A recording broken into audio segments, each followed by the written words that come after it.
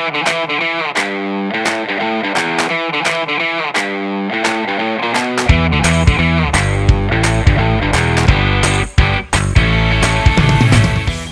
everyone, great to have you all here. This is Michael Cole, VP of Marketing at Everflow, and today I'm excited to explore the mind and expertise of Chad. Chad, can you give a quick introduction about what you do at Sticky and then all of your interesting performance roles before that? Sure. I am the Vice President and General Manager of the Performance Marketing Division. So, that's pretty self-explanatory, but my history is fairly unique in that I came from the performance marketing space. I started selling my first products online in 1996. I've made about every mistake in the book. So, I think it was about 15 years ago that I came across affiliate programs, what I call a super affiliate program, where you're paying CPA instead of a percentage of sale.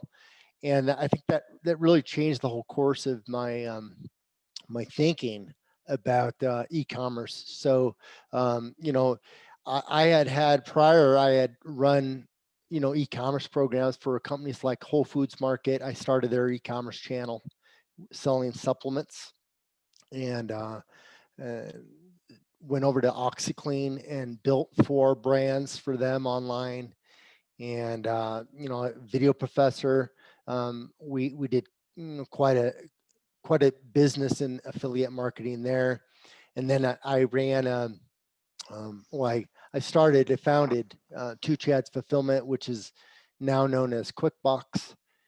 So, I came to Sticky 4 years ago, and it's been a really fun ride because we have so much data and so many clients that have these unique challenges that they're dealing with that I think I'm in a unique position to be able to speak about what it takes to get an affiliate program going and what it takes to ramp up an existing affiliate program. So that's my background.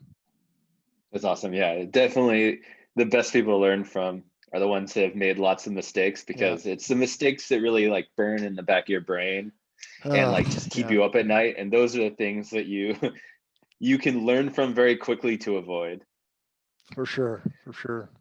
So excited to learn from someone who has been in the trenches about your recommendations for how to build a thriving affiliate program. So take it away. Yeah, so if we can just advance to the next slide there, and let's go to the next slide. So like I said, I sold my first products online in '96, and there's obviously been a lot of changes since then. But if I look at the last 10 years, I don't think I remember a time where it's been more challenging than right now. And I think that's part of why this topic is so relevant today. There are things going on in the industry that are really having merchants look for viable marketing channels. So let's say you're in email and you have 2 or 3 solid channels working for you. I talk to clients like that all the time, and they're looking for an additional lift. So they're considering going into affiliate programs, and maybe you fall into that boat. And we'll get into some of the concerns that I've heard from people, and I'll try to proactively address those. But I think the affiliate programs are a proven mechanism to scale businesses online, and it's something that obviously, if you're in the webinar, you're interested in this, but it's something that I feel pretty strongly about. I've had so much success in the area of affiliate marketing that I'm glad that I've made some of the decisions that I've made along the way to be able to be in a position where I can leverage affiliates. because it's a lot easier doing business with affiliates than trying to reinvent the wheel and learn all that stuff for yourself. So you know, Michael, I recall a conversation that I had with a friend in the industry recently, and he was telling me that he felt really good about his situation, that he felt like you know he was in a good position because of diversification. He had a well diversified portfolio of channels that he was leveraging to generate business for him online. And so I think that's an interesting point of view or perspective, that he looks at his e-commerce business as like a stock market or a stock portfolio, right? He wants to be well diversified so he can ride the ebbs and flows of the market, just like he would with his portfolio. So he brought up some challenges that he was having, and I thought, I always love hearing what challenges merchants are running into, but it made me think I should reach out to a handful of people that I really respect in the industry that are doing good numbers online, and ask them what are their core concerns right now. What are the top 3 things that keep them awake at night? And this slide represents that research that I did. These 3 things really bubbled to the top: rising media cost, increased scrutiny, and then processing rarity. So Can what you do I explain the mean? rising media costs really Yeah, quick? yeah, What you is bet. CAC and that? Yeah, so rising media costs. So we're at a point right now where CAC, or customer acquisition cost, is often outpacing customer lifetime value, or CLTV. And what I'm learning is that really the core concept of supply and demand is at the core of this concern right now.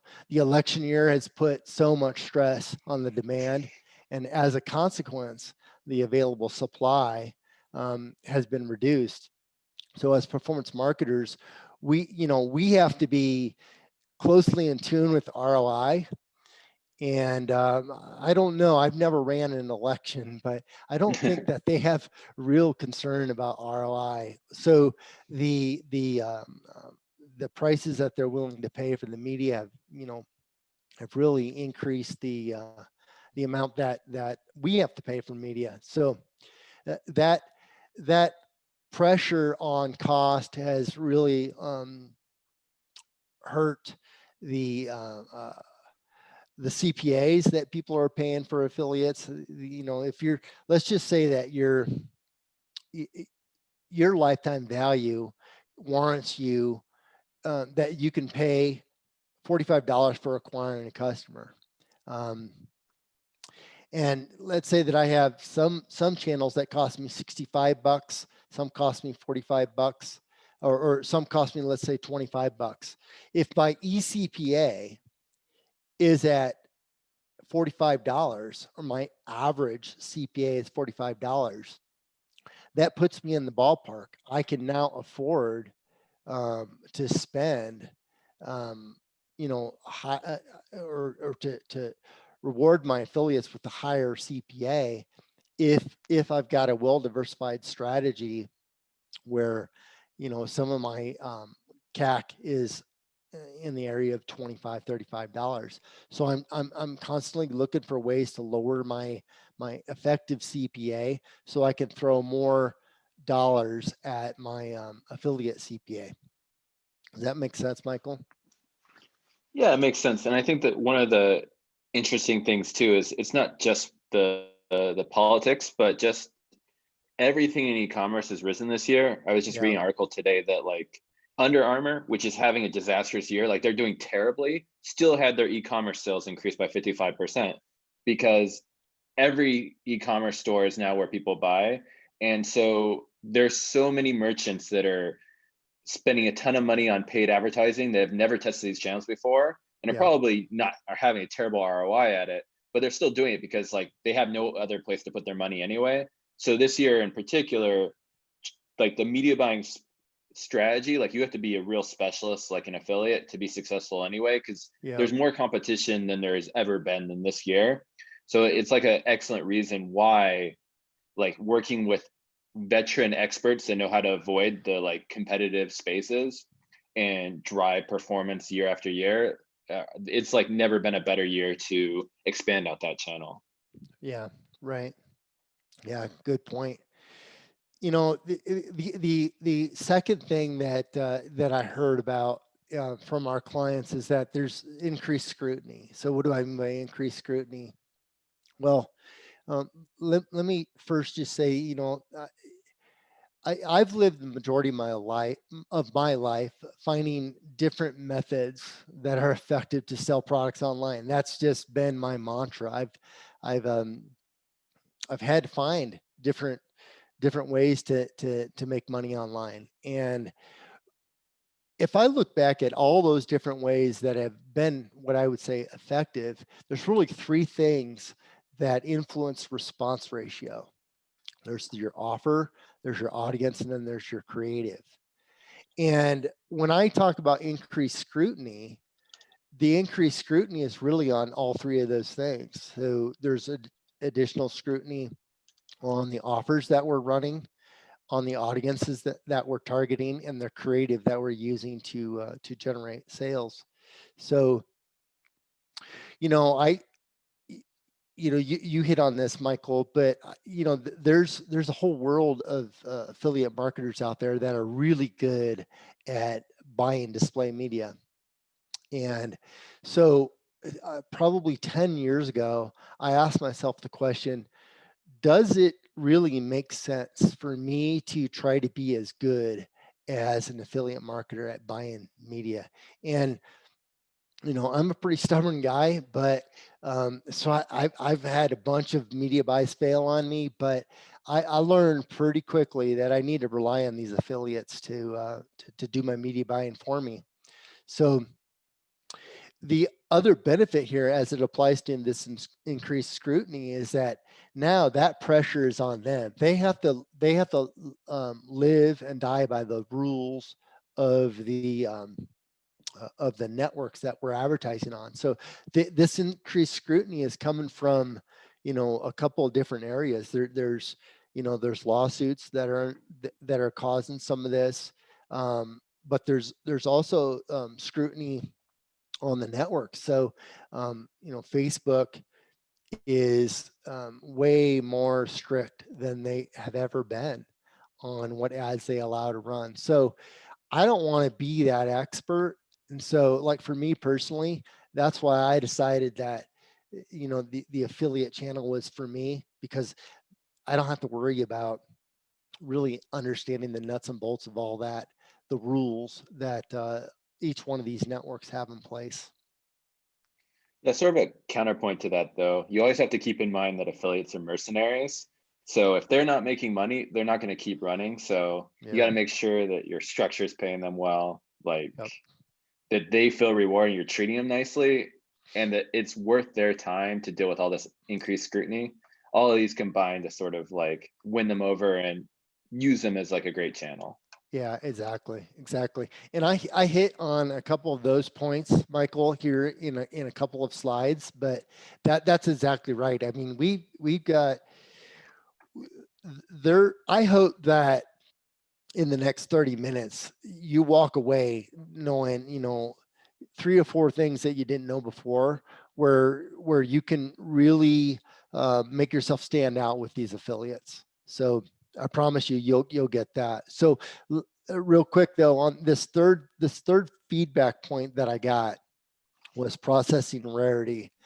And I don't know that launching an affiliate program or scaling an affiliate program will help in this area, other than the fact that it does put, you know, if you don't have the volume that these affiliate programs can bring you, you're going to put additional stress on your cash flow. So that can help there. But I wanted to make sure that I honored the third thing that I'm hearing from our clients is this processing rarity. Yeah, and one thing I want to mention this too is that like with the right platform setup, you can handle budget caps, make sure that all your inventories are capped at the right level, and that any excess clicks are going to other offers or product lines that are a great fit. So with the smart affiliate program, like you can account for this rarity. And one last thing I want to mention is I see some Q&A questions already. We'll be going through the Q&A questions at the end and answering them live. Cool. We can go ahead and advance there. There we go. So yeah, I'd like to just step back a minute and shift to talk about affiliate marketing and its role in customer acquisition, just for a minute here. So I remember when I was running the e-commerce business units for some of these large brands that I mentioned, and I saw some super effective ad placements, and I wondered how I could compete with them. And what I was seeing, and they didn't realize it, but it was these affiliates at work. They were just running circles around my media buys and my ad placements. So if I could if I could go back in time and talk to my old self, I would tell my old self to focus on what I was really good at. And it was clear early on that media buying wasn't something that I was really good at. So that, like I said earlier, and Michael, I think you hit on it, that's really the main point to really leverage these affiliates, because this is what they sleep, breathe, their whole lives are buying media, and they're really good at it. So I just realized that I could never be that good. And so I've been leveraging affiliates for quite a while. So the big issue that I hear about, Michael, and I don't know if you can speak to this too, but the big issue that I hear about from people that I talk to about, should I run an affiliate program or not? Should I scale my affiliate program or not? Is really about control. And this issue is really about, when you unpack the comments about control, it's about, I want to be able to control my volume. I want to have steady volume, and affiliates don't promise me steady volume, and that's true. We'll get into a couple of methods that you can really set the odds in your favor, where you can see consistent volume. But Michael, I don't know if you've heard like people talking about this control issue or any other issues about not running an affiliate program, or making that decision. But I mean, 90% of the time, this is really the issues that I hear are about control. Yeah, I think the other part of the control though is just also like who deserves credit and attribution. Like that often is like the trickiest part of affiliate marketing is that, say you're a brand, if you're spending $100,000 a month on paid marketing, like you want to attribute back all the conversions to that paid marketing because it's so expensive. So like balancing out like who actually deserves credit between your internal paid marketing and affiliate marketing is like that sort of like who deserves attribution, who deserves control. Like those are all things that are often a worry in the early days. And with the right setup in both situations, it's completely possible. Like you can handle both of them. And I'm sure Chad will go into some of this stuff later on, but like it really is just something you have to be aware of, but also with a good process and a good structure, these things don't really come up as a problem, because if you have the reporting around it, you can tell where everything provides value. Right on. Yeah, true. So yeah, let's jump into the some 5 key areas that I think are important to talk about when we're talking about scaling an affiliate program. So I'm big on learning, and I think one of the things that attracted me most about direct response and pursuing direct response as a career path was, you're constantly learning. And I'm also a person that's always looking for ways to improve myself. So I keep detailed notes on all the things that matter. And, the detailed notes that I have on affiliate programs really are encompassed on this slide here. There's 5 things that really, really matter when it comes to, either launching or scaling an affiliate program. That's cash flow, your offer, your operations, partnerships, and analytics. And so let's get into each of these 5 areas. So the first component, to running a successful affiliate program is cash flow. I read recently that the average small business only has enough cash to last 27 days per their typical outflows. And I think we're seeing some of that this year with COVID. But, I hope that, some of these points that I'm making here on cash flow will help you really understand how you can better manage the stress that running multiple channels can put on your business.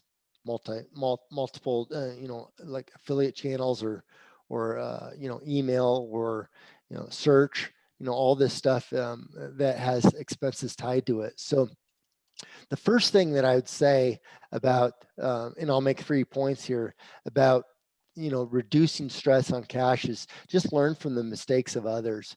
As I look back at the businesses that I've helped build over the years, cash flow was, it was a constant stress point. And luckily I've worked with some really smart people that helped me through some of these challenges. But at the same time, I'm also very observant. So, my friends in the industry, I've watched, both their success and failures. And if I just unpack their their successes and try to reverse engineer those successes, I think that's short-sighted. So I've always tried to really unpack their failures as well. So I'll ask questions about their failures. And I think there's a couple of things that I learned that I take away here if I look at my notes over my career. And that's number 1, not having enough startup cash. It should be obvious, but when you unpack not having enough startup cash, it really has to do with planning.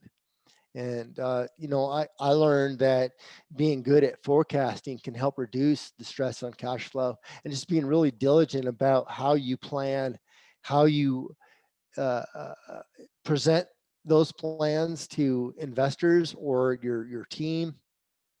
You just have to be really,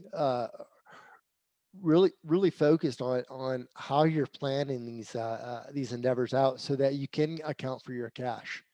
The second thing that I've seen. So quick question Yeah, on the first one, Ted. For yeah.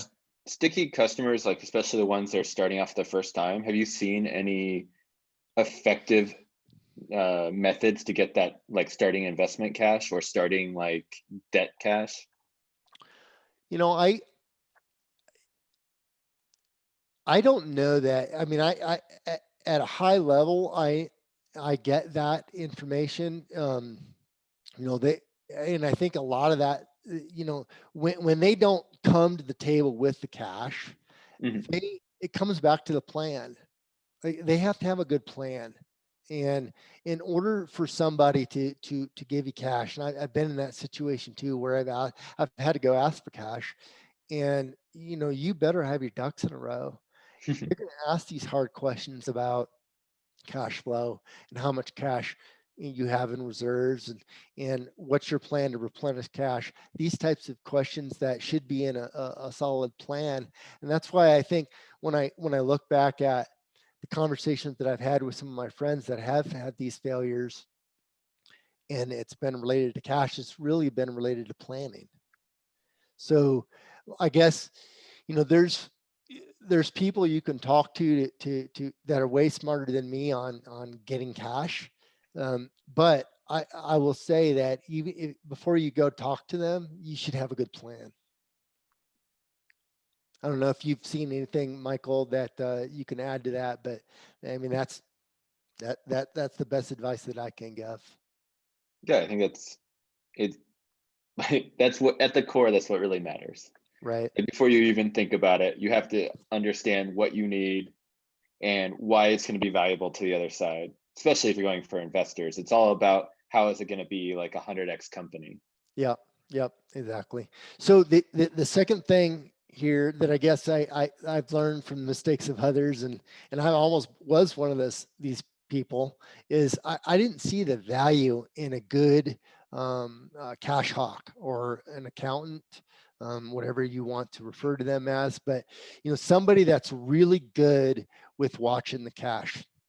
Um, I If you don't have a an accountant or somebody who's doing your books and you really trust them and you feel like they're really competent in their craft, I would find someone, because this is an area where you can get sideways pretty quickly. And again, as I look back at my notes, th- this is an area that it's pretty serious, where they weren't watching cash like they should, and so you need someone that is there on staff that can do that work, that hard work. And I think this last point here on just learning from the mistakes of others is just keeping a close eye on reports.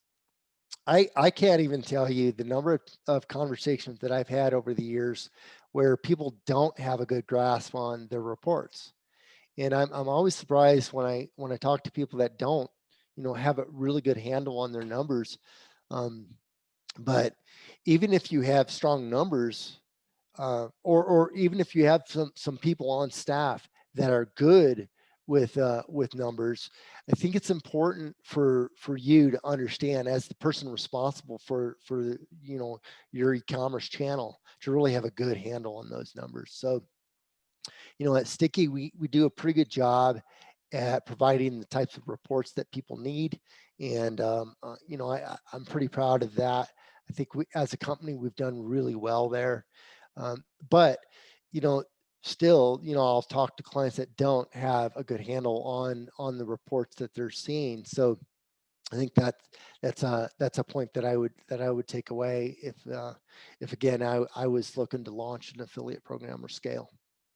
Is there any specific reports or things that you've seen that are like the most helpful and sticky for sort of keeping on track of this and making sure that you're always on top of the ball? Yeah, we've got a bunch of reports. I don't even know how many we have now, but there's quite a few. I monitor the most popular reports, and one of the most popular reports that we see is a report called Traffic Source Quality. And Mm-hmm. so you can go to this report and you can really start to understand where, like, what value each traffic source is bringing to you. So this report, I don't know if you've seen it, Michael, but this Mm-mm. report, it's awesome. It shows the each source of traffic that you're getting to your property, um, and then it shows the value that each of those sources are bringing to you, and it'll show you the key metrics that account for that value. So it might show you, like, cancellation ratios by day. So now you could start identifying traffic sources that are not as effective as others, and you can eliminate underperforming traffic sources and gravitate towards those traffic sources that are performing well.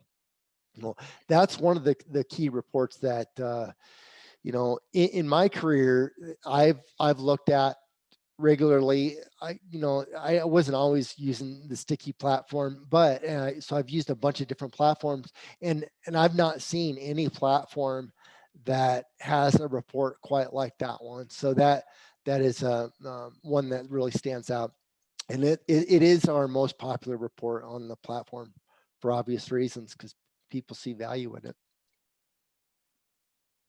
That's awesome. And how is that data being pulled into it in terms of breaking out the traffic sources?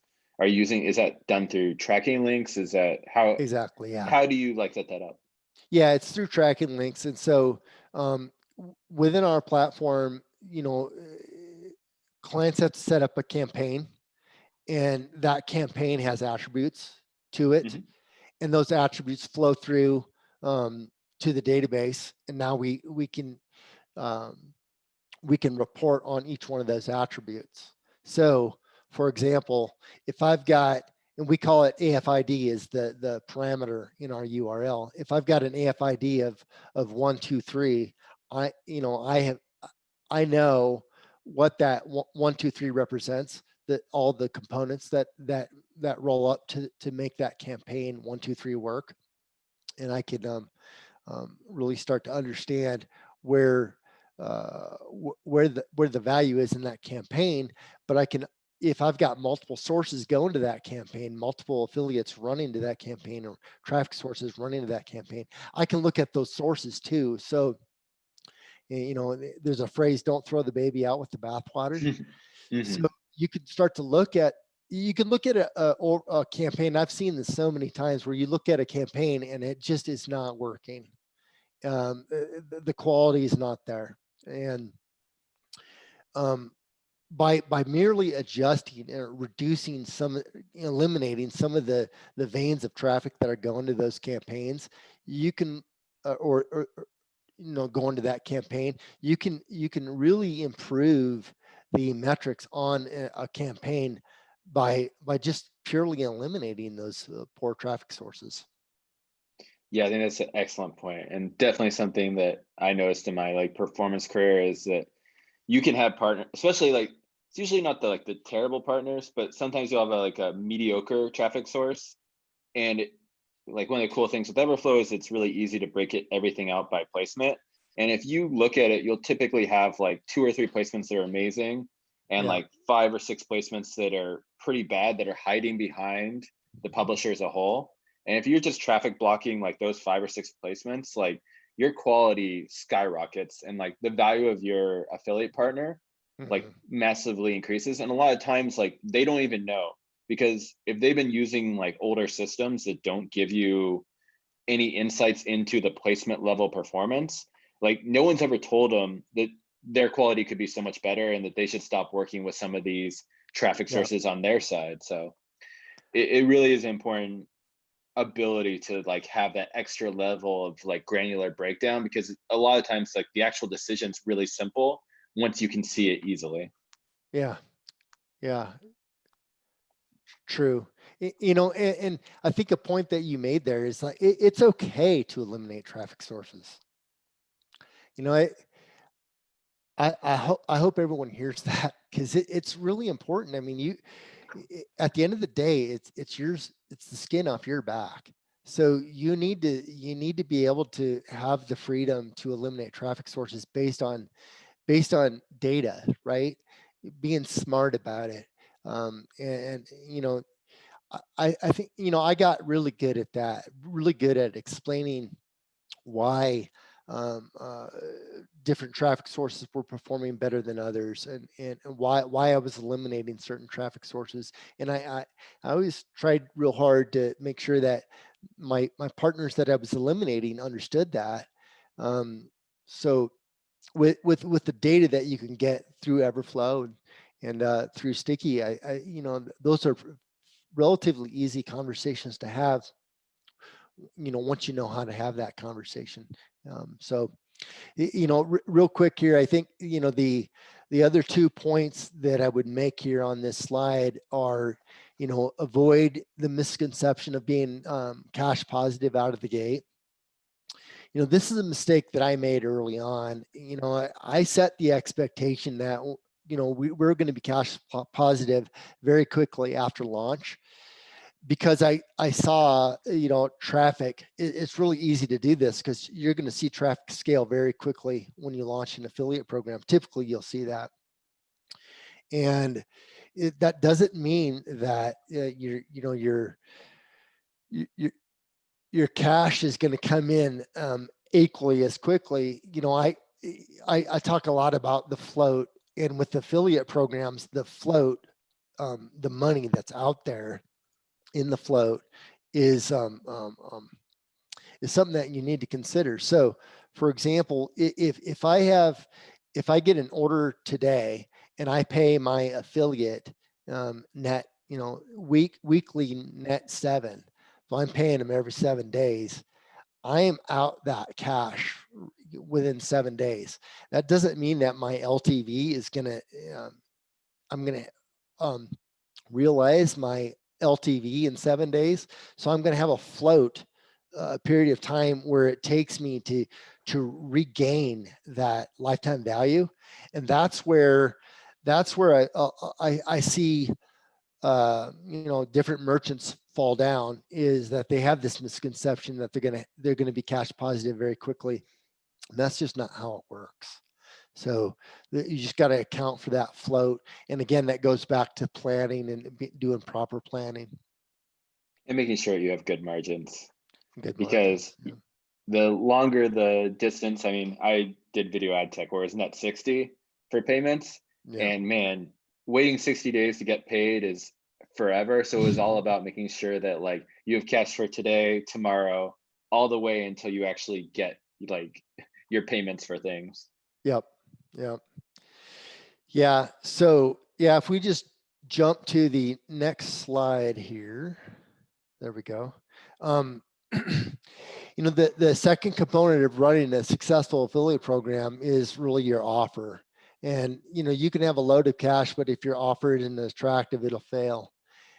So I want to just quickly define what I mean by the term offer. An offer is what you're selling, how you're selling it, and who you're selling it to. And an offer is what affiliates are marketing on your behalf in exchange for a commission. So the first 3 questions that I ask whenever anybody asks me to evaluate the viability of their offer is, number 1, does the product have value? And so when you unpack, does the product have value? Is it in high demand? Are there enough competitors in the space that creates an appetite for affiliates? Because affiliates don't like unique products. They like proven products. And then, does the product have reviews?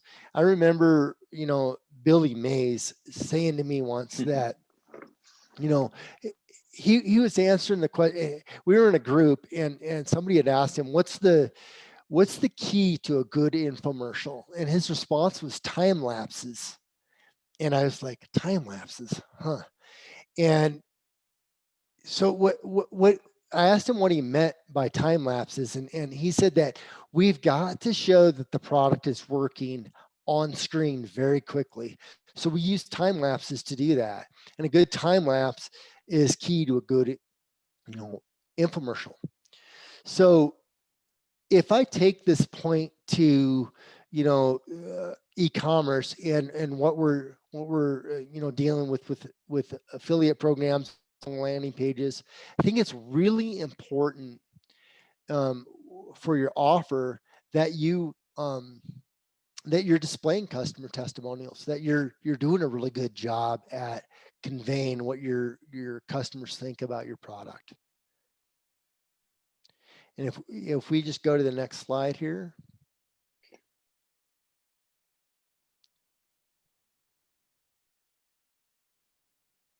And so the second of 3 of these key questions that I would ask are your landing pages optimized for conversion?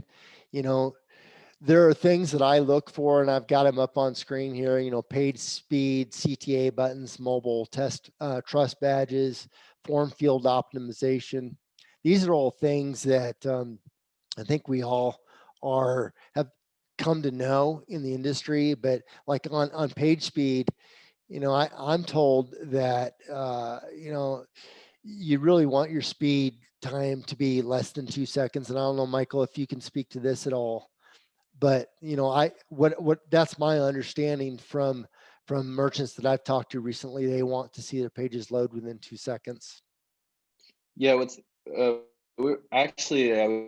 talking with Neil Patel's agency last week, and they were giving SEO recommendations, and it fits really well in this too. Like page speed is the most important thing to focus on for websites now. And more specifically, mobile page speed is the most important thing. Yeah. So Google made some changes this year to the SEO ranking, and SEO is now the biggest evaluation is your mobile page speed. So even if your desktop page speed is good, make sure you have really good mobile page speed if you want anyone to find it through Google searches or anything else. So it's not just for your conversion rates, it's also just the best practice for everything around your e-commerce brand.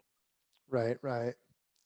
And you know, CTA buttons, I don't know if you have any tidbits here, but one that I would share is, you know, I've done quite a bit of multivariate testing, and you know, you really want your call to action button to be right, right in the right color, the right language that you have on there.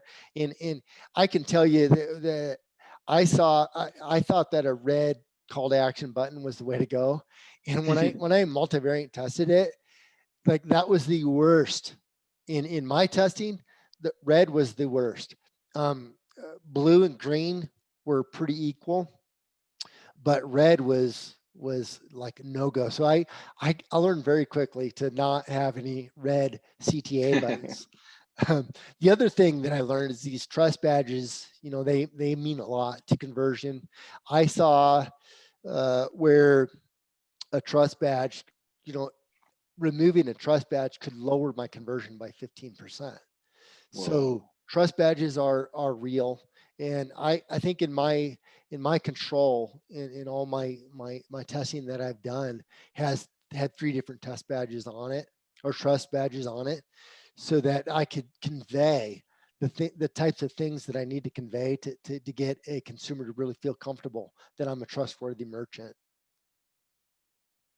And then, you know, I should, you know, you spoke on mobile, but gosh, I've seen where clients are having 90%, up to 90% of their traffic coming from mobile devices. That's something that is just, that boggles my mind, that mobile has become such a big part of what we're seeing today. And then lastly here, form field optimization. This is something that I'm not an expert at by any means, but I've had people, you know, optimize my form fields, and you know, this is something that really you need to take a hard look at. It really does have a big influence on conversion. Yeah, one thing I'll mention this too is just like in the early days, it's hard to have enough traffic to do really good split tests. So I always recommend like look in your competitive space for like the one competitor that you've like never really heard of as a brand name, but seems to be doing really well, and see what their forums and their fills look like, because they tend to be like the best performance marketers if they're still doing good without a brand name. Yeah. So a lot of times like you can learn some really good insights, whereas a really good like huge brand competitor, they have such a big brand, they may not be actually good at performance marketing, and they're succeeding despite it. Right. Right. So I think we're running up on some time here, so I want to make sure that we get to some questions. So I'm gonna go pretty fastly or quickly over these last few slides here. But the you know if we go to this, to offer, you know, you really want to look at your CPA, your EPC, and then you want to be able to estimate your net revenue and EPC. So what does that mean? So the way that I did it was I would run, before I would launch an offer on a network, an affiliate network, I would run on paid search and get an idea of where I thought I was going to be on conversion. And then I would back into my CPA that I was going to pay. And I always try to be, I would find where the competitive EPCs were in the space. So at the time when I was running, I knew that if my EPCs were around $4, I could own it. And so I think today it's closer to like 3. If you have an offer that's, you know, north of $2.50, $3, you're going to do really well. And so that's the kind of math that I hope that people will take away and start to really unpack and understand. If we just, if we get to these operational gotchas, I was telling Michael in our conversations leading up to this that, this is probably the area that I've made the most mistakes operationally.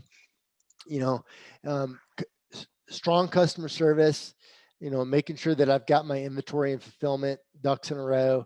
And then the third thing that I'd say is that, have people that are metric ambassadors on your staff. So what I mean by that is have people that own a specific metric. So like return ratio. If your return ratio is X and you want it to be Y, put an ambassador on that, make them responsible for that metric. For your internal team. There's no better way to get everybody involved in improving the business by putting these ambassadors on these key metrics. So operationally, there's just so much that we can talk about, but you want to make sure that you've got these three things in place. Your customer service, your inventory, and your metric ambassadors. You want to have those things in place. And I think operationally, you're going to run into problems, but you'll be able to identify them quickly enough where you can mitigate and move on. If we go to that next slide, you really, I think the biggest takeaway over the years has been, I used to fight paying early and paying often. I wanted to keep my cash close, and there's nothing wrong with that, but you really want to motivate those affiliates to work on your behalf. And if you're paying quickly, you're going to motivate them. They want to see their cash quick. And so that's really important to understand. And then, paying for performance and paying for quality, we've covered those topics pretty good. I think those are areas that really need to be considered if you're going to scale a program here. Yeah, one thing I want to mention this really quickly is just like, this is a great reason why you should always be on top of your metrics and set up anti-fraud like processes internally. Because if you're able to proactively catch fraud, like you can start paying partners quicker, you can make happier partners. Like these all feed into each other, and you can create a virtuous cycle by having the right structure internally. Right on. Yep. And the final component here is analytics and really understanding your analytics. So, tracking attribution, tracking quality, tracking fraud. These are things, again, that Michael has touched on. And Michael, I don't know if you'd say any more about this, but this fifth component here is really key. Yeah, I would say like the two other metrics that we really recommend looking in Everflow for are the click to conversion time, which is basically from the time that they clicked on the link or ad to the time that they purchased or sent it for a lead. There's a ton of mobile fraud around this, but there's also a ton of desktop partners you don't want to pay. So say if you see that it took only 15 seconds from the time they clicked on the ad to the time that they purchased, that no person can buy from a website in 15 seconds. What that means is what they really did was they had gone through some other channel, and then right before they purchased, they went to a coupon site, grabbed a coupon, and completed the purchase. Does that coupon site deserve full credit there? No. You probably had other partners actually deliver the value there. So that's a very important metric. And then the other one is just look at things not just on the partner level, but also all of their sub-publishers and placements, and see the performance there, because like you need to, like by looking at the big picture, you're missing like what it really looks like. Each of the trees are very, very different, and some trees are great and some trees are rotten. So always look at the placements and understand how performance is from that level. Yep.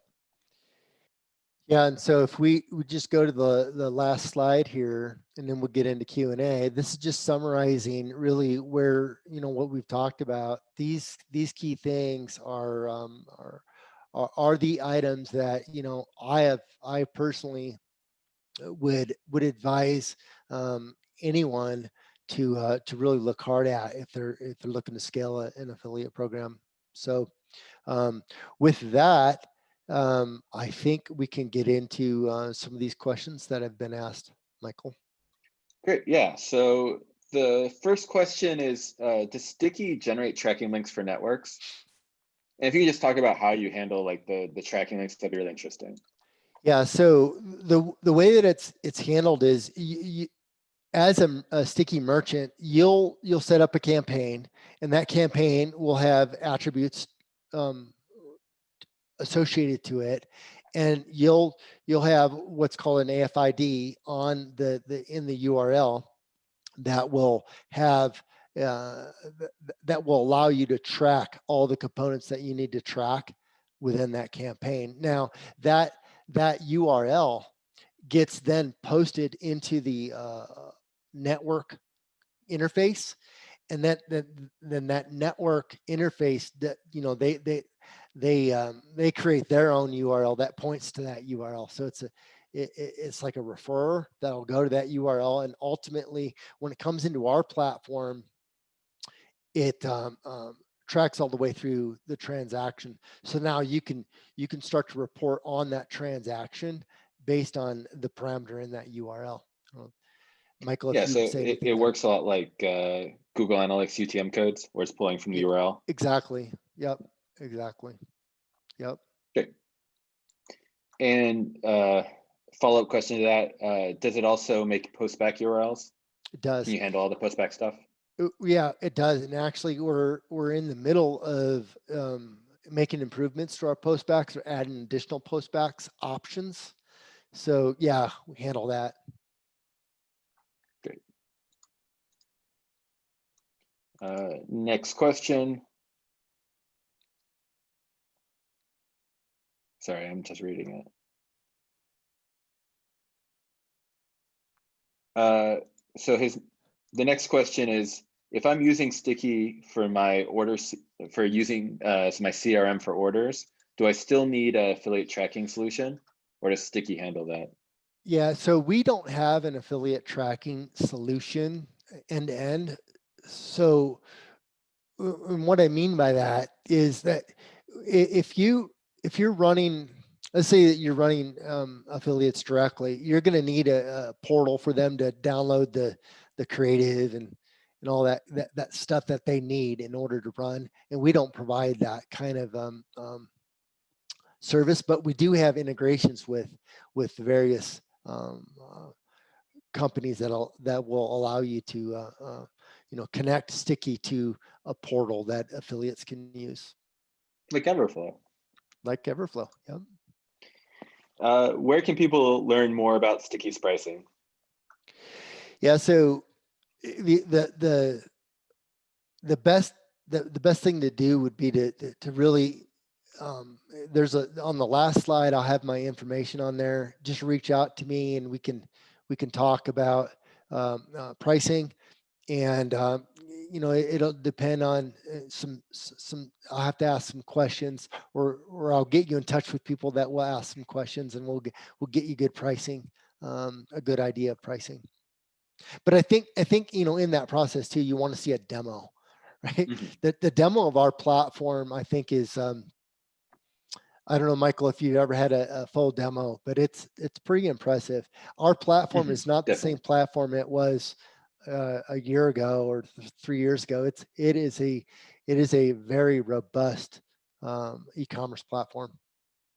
I'm sure it's probably the same for you, but we require everyone to do a demo at this point, even people that have used the platform before, just because typically our clients learn so much by just being like a quick walkthrough of so many of the features. Because as we get more and more advanced and there's more challenges to face, like it's really important to know how each of these help you as a business. For sure. Yeah, we do too. We try to require a demo. There are some people that won't go to them. There will always be. Yeah. Cool. Next up, do you have the ability to scrub affiliate orders? We do not. We made a decision a long time ago to not get involved in scrub. And you know what? I've got my own personal thoughts on scrub, and I've scrubbed in the past. So I think there's the legitimate reason for scrub, but we don't get involved in that. Yeah, I mean, from the platform side, like for the partner marketing, like you have to have some scrubbing tools just because there will always be fraud out there, and some fraud can't be caught immediately. So it is always important to have the ability to adjust from a scaled partner program. But obviously, like that's why you use an affiliate platform or a partner platform. Exactly. Yep. Cool. Next up, and that's oh, yeah, one of the good reasons, right? For scrub, that's a legitimate reason, sure. And I mean, it's just the fact of the business. You want to test out new partners. You don't want to be scared about being able to give them a shot. And if you're testing out a lot of partners, some of them are going to prove to not be quality. Yep. And you don't always have established metrics of what you expect from a new partner. So you can't always be like using Everflow to automate it. Because until you know what to expect from their promotion method, like you don't want to just set a rule that's going to block them for having, say, like a 15% conversion rate. Because what if they're a review site partner? A review site's going to have a really, really high conversion rate, but that doesn't mean they're fraudulent. Whereas a fraud publisher is going to have a really, really high conversion rate because maybe they're using incentives. A one rule for everything doesn't always work perfectly. Yep. Next up for questions.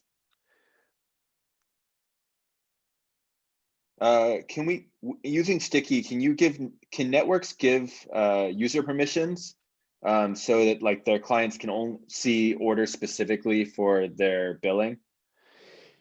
Yeah, so I get this question a lot, and I'll try to quickly answer it so we can honor the time commitment here. But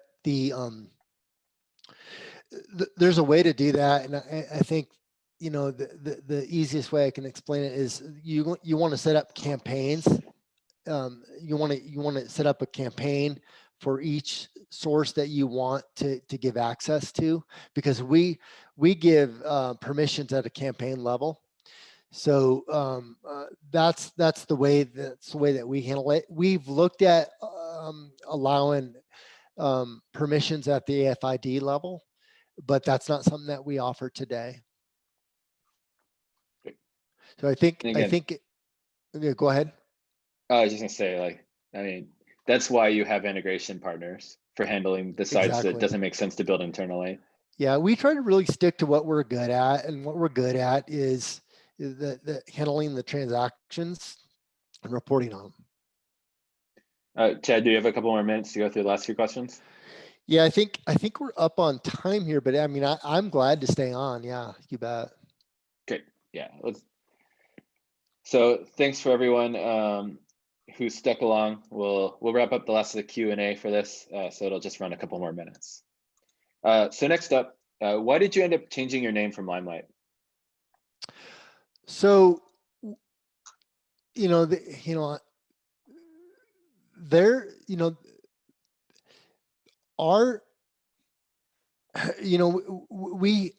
at Limelight's old name really didn't fit this new market that we were going after in the branded space. So that's really what it is, as simple as that. We wanted a name that represented really what our platform was today, because like I said earlier, our platform looks totally different than it did, 2 or 3 years ago. And really what our platform is about today is about keeping customers long-term. And so we felt like Sticky really encompassed that mantra. And, Limelight didn't necessarily, cover that. I love the name Limelight. I came on board with Limelight, but that it really didn't resonate with the new market we were going after. We still have, quite an affinity with the old limelight market, right? And we're still actively pursuing that market and building the product to accommodate that market. But the branded space really needed to have we needed to have a better name to go into that branded space. Yep, makes sense. As you move up market, you have to make so many changes. Yep. Great. And then for the final question, it's about clients shared between Sticky and Everflow. And for that, it's much like, I don't want to try and do that at the top of my head. So feel free to email me and we can talk about some of the success stories of joint clients. My email is michael@everflow.io and it's down below. So feel free to email me if you have any questions there. Cool. So I like to wrap these up with just sort of like, do you have like one like final takeaway for anyone who's trying to find success and thrive in the affiliate space? Yeah, I mean, I would just, digest what we've talked about here. There's a lot of content. We would like to be able to give you the slides here. So I would digest that. That would be, one takeaway. But the items around paying early, paying often, that slide there, I think is one of the key slides. You really want to present yourself well to the affiliates and really attract them and motivate them to run your offer, because you've got to understand that in order for an affiliate to make a decision to run your offer over another offer, they've got to have a compelling reason. Because if their EPCs on offer A is X and they're looking at your offer and you don't know what their EPCs are going to be, you've got to give them a compelling reason to run your offer. Yeah, I think that's a really good point. Like always understand your EPCs and realize that like they're taking the risk here. So you need to set them up for success as much as possible so that they benefit as well. Yeah, and again, I mean, I think that if you go back through some of these slides and really digest what we've talked about, you'll start to see ways that you can influence your EPCs in a positive way. Awesome. Thank you so much for taking the time to chat with me today, Chad. It was really great. Yeah, it's great, Michael. I'm just so grateful for our relationship.